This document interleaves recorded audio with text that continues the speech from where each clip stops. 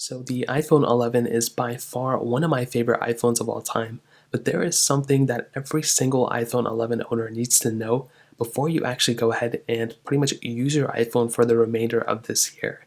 And essentially, I'm not too sure how much longer this specific repair program is going to happen. Usually it lasts probably every 3 years or 2 years or so. So if you actually fall in line with this iPhone, you might want to go ahead and actually go ahead and check with your iPhone, just make sure your iPhone doesn't have this issue before going on for the rest of this year. So what this specific iPhone service repair program is, it is the iPhone 11 display module replacement program for touch issues specifically for the iPhone 11. So what you can do is I'll leave this, little whatever website linked in the description. And basically what this says is Apple has determined that a small percentage of iPhone 11 displays may stop responding to touch due to an issue with the display module. Affected devices were manufactured between November 2019 and May 2020. So I talked about this last year as well. So essentially what you can do is check if your iPhone 11 is actually eligible for your iPhone to actually be repaired.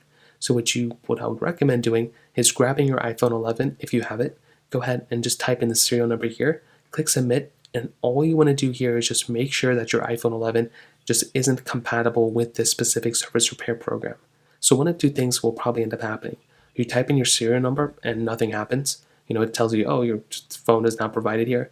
Or, the second option is your iPhone will tell, the service serial number will match up with the one that they have, and you will actually be able to go ahead and essentially send in your iPhone to repair. And even if your iPhone right now doesn't have any issues, let's say the display isn't messed up or anything like that, well, you might still just want to go ahead and send your iPhone to repair, because that will end up probably, just in case something happens in the future, you probably won't have this issue.